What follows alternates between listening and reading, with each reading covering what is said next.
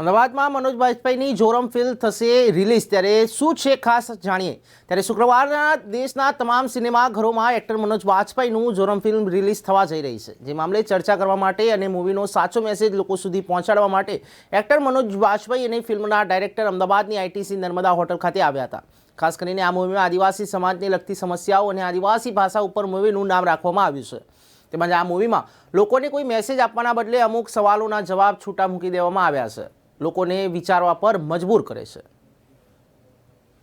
झारखंड की कहानी है बट है एक्चुअली पूरे देश की कहानी एंड समवेयर जब हमने इस फिल्म को लेकर ट्रैवल किया ऑस्ट्रेलिया अफ्रीका और अमेरिका हमको पता चला कि ये ग्लोबल कहानी है क्योंकि वो इंडिजिनस इंसान पूरी दुनिया में जो 5000 6000 8000 साल से ज़मीन पे रह रहा है उसको डिस्प्लेस करके बाकी लोग वहाँ से अपना आयरन और बॉक्साइट पूरी दुनिया में निकालते हैं।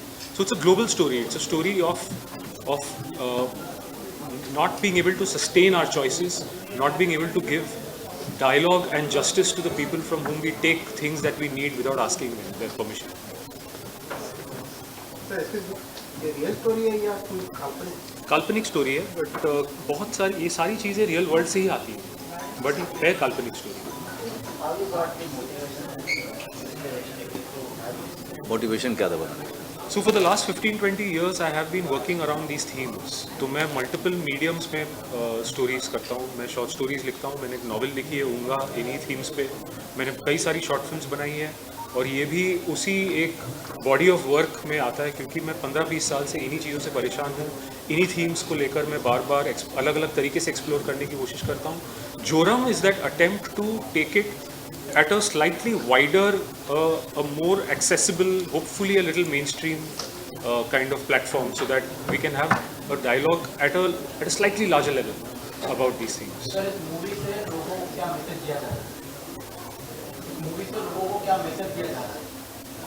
देखिए हम मैसेज कोशिश तो कर रहे हैं कि हम मैसेज ना दें, हम कहीं ना कहीं इंगेज करने की कोशिश कर रहे हैं, थ्रिल करने की कोशिश कर रहे हैं और कुछ सवाल छोड़ने की कोशिश कर रहे हैं कि आप वो सवाल लेकर जाकर उन पे रिफ्लेक्ट करें कि ये डेवलपमेंट किसका हो रहा है, क्या सबका हो रहा है कि सिर्फ कुछ लोगों का हो रहा है और क्या ये सस्टेनेबल है, क्या हम एनवायरनमेंट के बारे में सोच रहे हैं इनफ। तो ये सवाल है, इनके पास इनका जवाब मेरे पास भी नहीं है। तो मेरे पास जवाब होता तो शायद एक मैसेज होता बट जो सवाल मुझे परेशान कर रही है मैं उनको उछालने की कोशिश कर रहा हूँ जैसे सब इनके बारे में सोचें। Sir, you mentioned you travel to Japan globally, like Australia, developed country, where you also have seen the same situation. So you went to the urban city or forest dance inside the.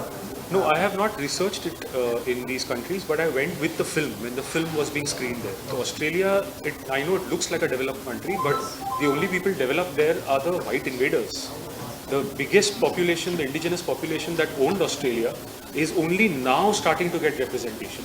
So they are suffering from the same issues. Sir ये आपका 30 साल होगा career में next dancing और broadcast से आपने शुरू तो ये फिल्म स्पेशली आपके लिए क्या मायने रखती है? बहुत इम्पोर्टेंट है उसीलिए ये मेरी। और दूसरी बात ये है कि मेरे ख़्याल से ये 98 फिल्म होगी और बहुत जल्दी कुछ एक महीनों के बाद मैं 100 काम पुराना हो जाऊंगा। इसलिए ये सब बहुत ही इम्पोर्टेंट फिल्म है जोरम खास करके क्योंकि इतने सालों से जैसे देवाशीष के साथ काम किया, बाकी और फिल्म मेकर्स के साथ काम किया जो इंडिपेंडेंट फिल्में बनाते रहे हैं। हम लोग मैं अगर इतने साल मैंने अगर यहाँ बिताया और इतनी फिल्में की तो मेरे ख्याल से ये बड़ा महत्वपूर्ण है और बहुत इम्पॉर्टेंट है ये सोचना जानना भी कि मैं अभी भी यहीं हूँ। इसका मतलब कि अगर आप अच्छा काम करना चाहते हो तो आपको किसी ट्रेंड को फॉलो नहीं करना है, आप बस अपना काम करते जाइए और अच्छा काम करने की कोशिश करते जाइए, आप लंबा चल जाते हैं। अगर कन्विक्शन से अगर आप ज़िद के साथ अगर आप अपना काम करते रहेंगे, अच्छा काम करते रहेंगे तो आपका करियर लंबा हो सकता है और 30 साल का करियर कोई छोटा नहीं होता है। तो और दूसरी बात ये कि कितनी इम्पोर्टेंट फिल्म है मेरे लिए, ये बहुत सारे लिहाज से इम्पोर्टेंट है। हम लोग आजकल इशू बेस्ड फिल्में बनाते नहीं हैं या वो सवाल पे बेस जो सवाल हमको तंग करते हैं, जो उन सवालों पे हम कोई इंगेजिंग फिल्म नहीं बनाते। अगर हम फिल्म बनाते भी हैं तो हम सिर्फ लोगों को एक तरीके से मैसेज देना शुरू कर देते हैं। देवाशीष की खासियत यह है कि जोरम में उन्होंने कभी मैसेज नहीं देने की कोशिश की। उन्होंने एक कहानी कही है और वो कहानी के ज़रिए उन सवालों को उठाया है, और वो कहानी बहुत ज़्यादा इंगेजिंग है। लोग 2 घंटे 2.25 घंटे देखते हैं फिल्म को, मैं लेकिन आपको सच बताऊं, वो मैसेज भी लेके जाते हैं। वो सारी जो कहानी का जो अपनी कहानी जो उनको तंग करती है, परेशान करती है, वो भी लेके जाते हैं वो साथ में। और उनको ये सवाल जो देवाशीष करना चाह रहे हैं अपने स्क्रिप्ट और अपनी फिल्म के ज़रिए, वो उससे परेशान भी होते हैं। तो कहीं ना कहीं ये फिल्म कई मायने में बड़ी सक्सेसफुल है, एक फिल्म के तौर पे, और एक जिसे आप कह रहे थे मैसेज के तौर पे, वो और एक थ्रिलर के तौर पे, एक थ्रिलर के तौर पे भी एक बड़ी सक्सेसफुल हो रही है लोगों के बीच में। मनोज सर, आप पर्सनल इसमें कोई रिसर्च करते हो या डायरेक्टर ने बोला वो फाइनली आप चाहते हो उसमें कि नहीं स्टोरी में और मैं रिसर्च शुरू करूँ? देखिए, रिसर्च के लिए क्या है कि इन लोगों ने काफ़ी रिसर्च किया होता है बहुत सारी चीज़ों पर, तो मैं उसको पढ़ता हूँ, मैं उसको पढ़ लेता हूँ।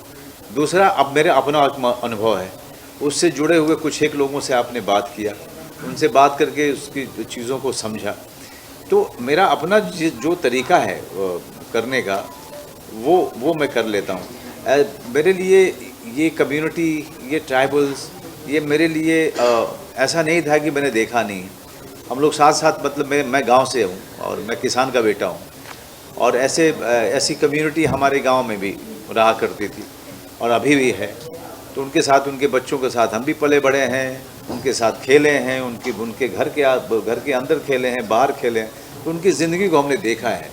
कोई मैं शहर में पैदा हुआ आदमी नहीं हूँ कि मुझे पता ना हो कि ये कम्युनिटी क्या है और उनकी ज़िंदगी क्या होती है और कैसे जीते हैं और इनकी परेशानियाँ क्या है। एनवायरनमेंट क्राइसिस ऐसी चीज़ है कि आज सिर्फ गांव ही नहीं, सबसे ज़्यादा जिसको खतरा है इस क्राइसिस का, वो शहर के लोग हैं, जिन्होंने विकास के नाम पे जो इमारतें खड़ी की हैं, सबसे ज़्यादा खतरा उनको है।